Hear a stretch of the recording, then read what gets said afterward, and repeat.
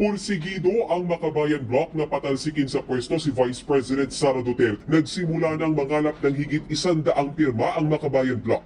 Para raw imbis na dumaan pa sa komite, ididiretso na sa plenaryo ang resolution of impeachment sa kaiaakyat sa Senado. Nag-participate actively doon sa mga hearings, ay madali na sa kanilang mag-desisyon. At saka marami naman kami mga kasamahan din na naririnig namin ng support sa impeachment. Dalawang impeachment complaint ang nakahain sa Kamara laban kay VP Sara. Pero may hinihintay pa raw na pangatlong reklamo sa susunod na linggo. Ang tanong, may panahon pa ba para sa impeachment? Ayon kay Batangas Representative Jinky Luistro, meron pa. Legal question is, pwede ba na kapag nag-refer ang Congress ng impeachment complaint, tapos nagkaroon ng 2025 election, will the Senate still be in its legal position to continue with the impeachment trial?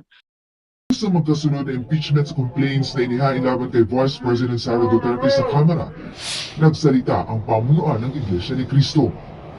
Sa opisyal na pahayag, sinabi ng INC na pabor sila sa sinabi ni Pangulong Bongbong Marcos na hindi siya sang-ayon sa impeachment na isinusulong laban sa Vice Presidente. Ang hangad daw ng INC ay para sa kapayapaan at kapakanan ng ating bansa. Mas marami pa raw pangangailangan ng ating bansa ang dapat maasikaso at hindi raw ito matatamo kung puro awayan ang laging makikita. Naniniwala naman si Senator Bato de la Rosa na aakyat talaga sa Senado ang impeachment complaint kahit pa nagsabi na si Pangulong Bongbong Marcos na hindi ito importante ngayon. Kapag nagkataon, Well-planned yan, well-planned. Kaya we are preparing for the worst. Trabaho man talaga namin yan to sit as a impeachment court.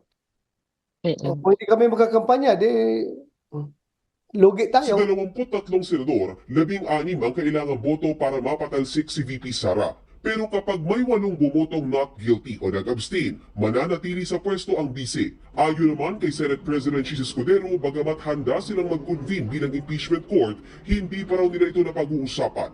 I-assume yung mga mangyayari at ayokong pangunahan, one way or the other.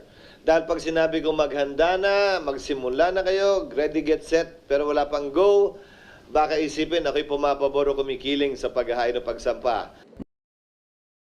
Si VP Sara may inilabas namang pahayag ngayong araw para magpasalamat sa lahat ng mga tumulong, sumuporta at nagpaabot ng pagdamay sa OVP nang humarap niya ang kanilang tanggapan sa krisis at kagipitan.